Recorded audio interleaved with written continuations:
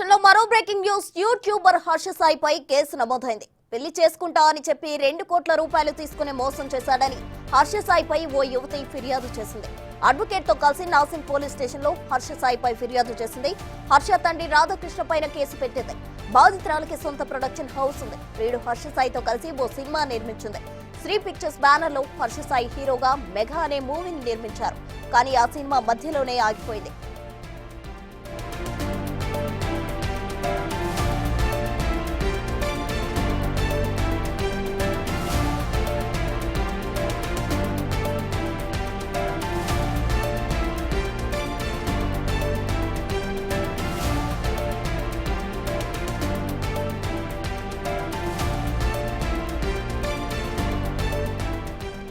YouTuber Harsha సాయిపై కేసు నమోదైంది. పెళ్లి చేసుకుంటా అని చెప్పి ఓ యువతి దగ్గర 2 కోట్ల రూపాయలు తీసుకుని మోసం చేశాడని హర్ష సాయిపై ఓ యువతి ఫిర్యాదు చేసింది. అడ్వకేట్ తో కలిసి నాసింగ్ పోలీస్ స్టేషన్ లో హర్ష సాయిపై ఫిర్యాదు చేసింది.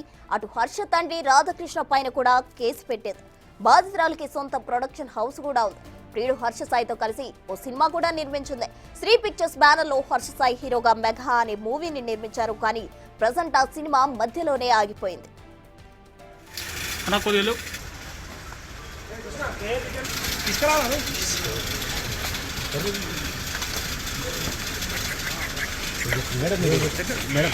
మేడం ఒక నిమిషం చెప్పండి మేడం, ఒక నిమిషం మాట్లాడండి మేడం.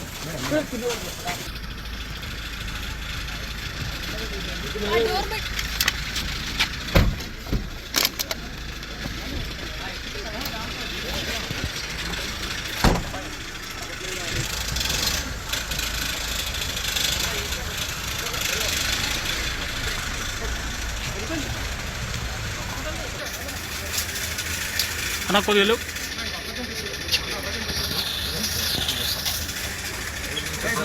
రిటర్న్ కొడుతుంది, లైట్ బంద్ చేయరు.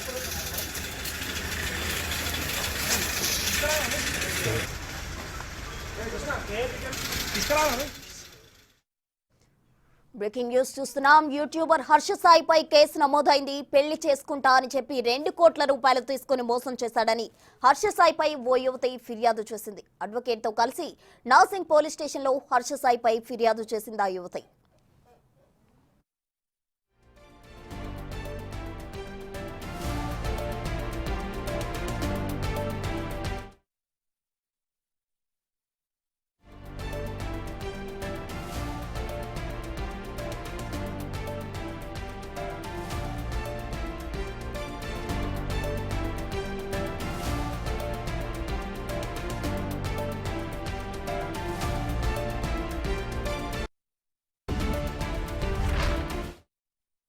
యూట్యూబర్ హర్ష సాయిపై ఓ యువతి కేసు పెట్టింది. తన దగ్గర 2 కోట్ల రూపాయలు తీసుకున్న మోసం చేశాడు అని ఆ యువతి ఆరోపించింది. దీనికి సంబంధించి తాజా సమాచారం మా ప్రతినిధి రానా లైవ్ లో అందించేందుకు సిద్ధంగా ఉన్నారు. రానా, ఈ కేసుకు సంబంధించిన తాజా డీటెయిల్స్ ఏంటి?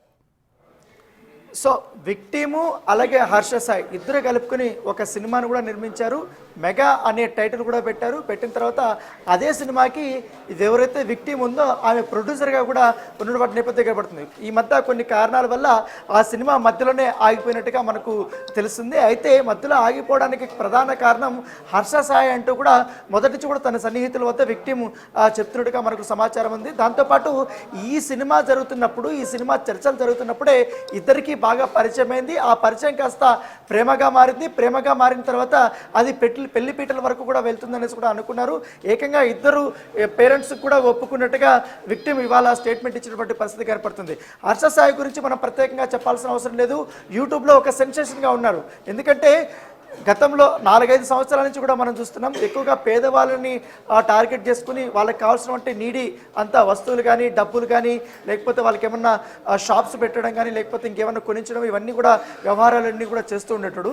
ఎప్పుడైతే డబ్బులు ఇవ్వడం స్టార్ట్ చేశాడో ఆ వీడియోస్ అనేది చాలా పాపులర్ అయినటువంటి నేపథ్యం కాబట్టి ఏకంగా తెలుగుతో పాటు తమిళ్ హిందీలో కూడా హర్ష సాయి పేరు అనేది ఒక బ్రాండ్గా మారిపోయినటువంటి నేపథ్యం కాబట్టి గత 2 నెలల నుంచి కూడా మనం చూస్తున్నాం హర్ష సాయి మీద అనేక ఆరోపణలు కూడా వచ్చాయి. ఎందుకంటే ఈ బెట్టింగ్ యాప్, ఆన్లైన్ బెట్టింగ్ యాప్ని ప్రమోట్ చేస్తున్నాడు, దానివల్ల 100 కోట్ల రూపాయలు కూడా సంపాదిస్తున్నాడు అంటూ కూడా ఒక ఎన్ఆర్ఐ ఏకంగా రవి అనే వ్యక్తి అతని పైన అనేక రకాల కూడా ఆరోపణలు చేశారు. ఆ వివాదం దాదాపు 2 నెలల పాటు కూడా నడిచినటువంటి సందర్భం కనపడుతుంది. ఇప్పుడు ఏకంగా హర్ష సాయి పైన ఒక రేప్ కేసు, అలాగే మోసం చేశాడు, పెళ్లి చేసుకుంటానని మోసం చేశాడని కూడా ఇవాళ బిగ్ బాస్ ఓటీటీ కంటెస్టెంట్గా ఉన్నటువంటి ఒక విక్టిమ్ ఇవాళ నాసిక్ పోలీసుల్ని కలిసినటువంటి నేపథ్యం ఏర్పడుతుంది. నాసిక్ పోలీస్ స్టేషన్లో ఎఫ్ఐఆర్ నమోదు చేశారు. దాదాపు 4 సెక్షన్స్ కింద ఇప్పటికే ఇటు హర్ష సాయి మీద కేసు నమోదు చేసినటువంటి నేపథ్యం అయితే కనపడుతుంది. ముఖ్యంగా ఆ సెక్షన్స్ కూడా చాలా కఠినంగానే ఉన్నటువంటి పరిస్థితి కనపడుతుంది.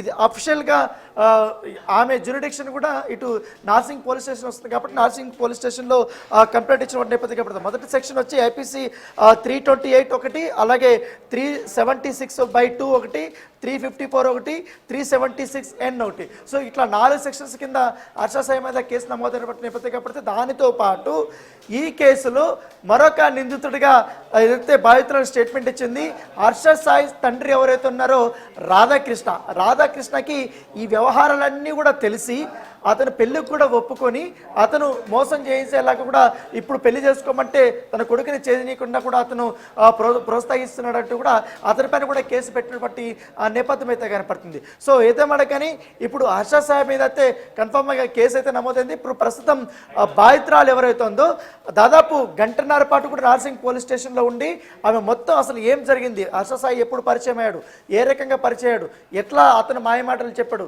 ఏ విధంగా తను లంగ తీసుకున్నాడు, ఏ రకంగా తనని శారీరకంగా వాడుకున్నాడు, పెళ్లి పేరుతో ఏ రకంగా మోసం చేశాడు, ఇప్పుడు ఏ విధంగా తను మొహం చాటేశాడు, తనకు సంబంధించిన కాల్స్ కానీ రికార్డింగ్స్ కానీ ఫొటోస్ కానీ అవన్నీ కూడా, అలాగే ఇరు ఫ్యామిలీస్తో దిగినటువంటి ఫొటోస్ కానీ అవన్నీ కూడా పోలీసుల వద్ద సబ్మిట్ చేసినట్టుగా మనకు సమాచారం అవుతుంది. ప్రస్తుతం అయితే బాధితురాల్ని నార్సింగ్ పోలీస్ స్టేషన్ నుంచి గోల్కొండ ఏరియా హాస్పిటల్లో మెడికల్ టెస్టుల కోసం బాధితురాల్ని తీసుకెళ్లినటువంటి నేపథ్యం కనబడుతుంది. సో బాధితురాలు కూడా చిన్న వ్యక్తి ఏమి కాదు, ఆమె కూడా బిగ్ బాస్ ఓటీటీలో ఆమె చేసింది, పైగా ఆమె కూడా పాపులర్ అయింది. తర్వాత తను సంపాదించినటువంటి డబ్బులతో ఖచ్చితంగా కూడా ఒక సినిమా నిర్మించాలి హర్ష సాయితో అనుకునే ఉద్దేశంతో వీళ్ళిద్దరు కూడా కొలాబరేట్ అయ్యి ఒక మెగా అనే సినిమాను కూడా వాళ్ళు స్టార్ట్ చేసినటువంటి నేపథ్యం కనబడుతుంది. ఏకంగా ఆ సినిమా స్టార్ట్ అయింది, తర్వాత ట్రైలర్ రిలీజ్ అయ్యారు. ట్రైలర్ రిలీజ్ రోజు కూడా ఇద్దరు మాట్లాడారు, అట్లా హర్ష సాయి మాట్లాడారు, అట్లయితే విక్టిమ్ కూడా మాట్లాడినటువంటి నేపథ్యం అయితే కనపడుతుంది. ఇప్పుడు అఫిషియల్గా ప్రేమ పెళ్లి పేరుతో నన్ను మోసం చేశాడు, శారీరకంగా వాడుకున్నారంటూ కూడా ఆ రేప్ కేసు హర్ష సాయి మీద పెట్టేటువంటి నేపథ్యం అయితే కనపడుతుంది. ప్రస్తుతం పోలీసులు కేసు నమోదు చేసుకున్నారు. దర్యాప్తు కోసం ఇప్పటికే ఆమెకు మెడికల్ టెస్ట్లు అవన్నీ చేసిన తర్వాత రేపు హర్ష సాయిని అదుపులోకి తీసుకునే అవకాశం ఉన్నట్టుగా మనకు సమాచారం అవుతుంది. హర్ష సాయి ఫోన్ అయితే ఇప్పటికే స్విచ్ ఆఫ్ అయినట్టుగా మనకు తెలుస్తుంది. ఎందుకంటే నార్సింగ్ పోలీసులు ఈ కేసును చాలా ఛాలెంజింగ్గా తీసుకున్నారు. అనేక కోణాల్లో కూడా విచారించాలన్న ఉద్దేశంతో కూడా పోలీసులు ఉన్నట్టుగా మనకు సమాచారం అవుతుంది. ఎందుకంటే ఇటు బాధితురాలు కొన్ని కీలకమైనటువంటి ఎవిడెన్స్లు సబ్మిట్ చేసినటువంటి నేపథ్యంలో ఆ ఎవిడెన్స్ల ప్రకారంగా హర్ష సాయిని ఇప్పుడు అరెస్ట్ చేసే అవకాశాలు ఉన్నట్టుగా మనకు సమాచారం ఉంది. రేప్ కేసు కాబట్టి ఆటోమేటిక్గా అతన్ని అరెస్ట్ చేసి రిమాండ్కి తరలించే వ్యవహారాలు ఎక్కువగా ఉన్నాయి. దానితో పాటు తను బెదిరించినట్టుగా తనపైన దాడి చేశాడు, తన అసభ్య రీతిలో తిట్టాడు, కొట్టాడు అనేది కూడా బాధితురాలు తన స్టేట్మెంట్లో పేర్కొన్నట్టుగా మనకు సమాచారం అవుతుంది. సో ఇటీవల కాలంలో చూస్తున్నాం హర్ష సాయికి సంబంధించిన విషయంలో మొత్తం ఆల్మోస్ట్ సోషల్ మీడియాలో ఒక సెన్సేషన్గా కూడా నిలిచాడు. ఇట్లా ఓ పక్క ఆరోపణలు తనపైన వస్తున్నప్పటికీ కానీ అవేమీ పట్టించుకోకుండా ఒక్కొక్కరికి కౌంటర్ ఇచ్చుకుంటా వెళ్ళాడు. ఎందుకంటే ఇప్పుడు ఈ రేప్ కేసు ఏకంగా పెట్టారు కాబట్టి దీని నుంచి అతను ఎలా తప్పించుకుంటాడు అనేది కూడా ఒక ఆసక్తికరమైన పరిణామం చెప్పుకోవచ్చు. యూట్యూబర్గా ఉన్నప్పుడు యూట్యూబర్గా అతను సంపాదించినటువంటి ఆ పాపులారిటీని బేస్ చేసుకుని సినిమా హీరోగా రావాలనే ఉద్దేశంతో తను ఇతరుల వద్ద చెప్పడం, తర్వాత ప్రొడ్యూసర్ తరపున ఆ ప్రొడ్యూసర్ని లైన్లో పెట్టి ఇప్పుడు ఏకంగా ఆమెను రేప్ చేసి ఈ రకంగా దొరికిపోయినటువంటి సందర్భం అయితే కనపడుతుంది. రైట్ అన్న, థ్యాంక్ యూ.